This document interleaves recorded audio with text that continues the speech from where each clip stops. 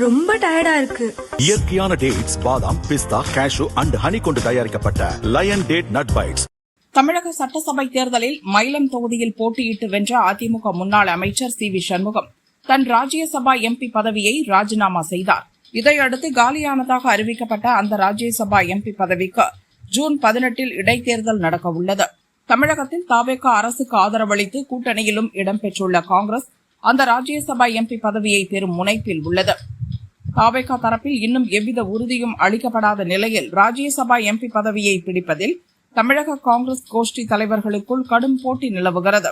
தவேக காங்கிரஸ் கூட்டணி ஏற்பட்டதில் முக்கிய பங்காற்றிய அகில இந்திய காங்கிரஸ் தரவு பகுப்பாய்வு பிரிவு தலைவர் பிரவீன் சக்கரவர்த்தி இந்த போட்டியில் முன்னிலை வகிக்கிறார்.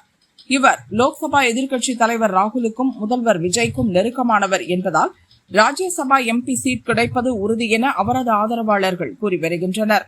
அதே சமயம் தமிழக காங்கிரஸ் தலைவர் செல்வ பெருந்தகை, முன்னாள் தலைவர்கள் அழகிரி, தங்கபாலு, திருநாவுக்கரசர் ஆகியோரும் இந்த போட்டியில் குதித்துள்ளனர்.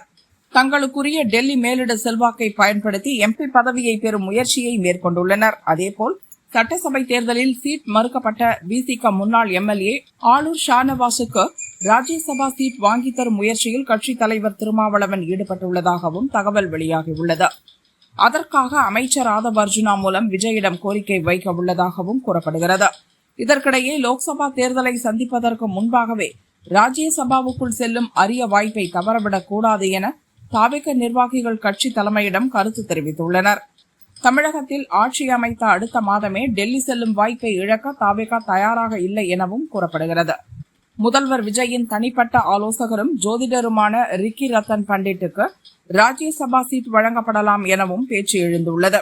அதேபோல் சட்டசபை தேர்தலில் தவேக சார்பில் போட்டியிட்டு மிக குறைந்த ஓட்டு வித்தியாசத்தில் தோல்வியடைந்த சிலரும் எம்பி பதவியை பிடிக்க முயற்சி மேற்கொண்டுள்ளதாக தகவல் வெளியாகியுள்ளது. முதல்வர் விஜய்க்கு நெருக்கமாக உள்ள சினிமா பிரபலங்கள் பலரும் ராஜ்யசபா சீட்டை குறிவைத்து அவரிடம் நேரடியாக பேச நேரம் கேட்டுள்ளதாகவும் கூறப்படுகிறது. ராஜ்யசபா சீட் பெற நடக்கும் பல்முனை போட்டியால் அந்த ஜாக்பாட் யாருக்கு கிடைக்கும் என்ற எதிர்பார்ப்பு அதிகரித்துள்ளது.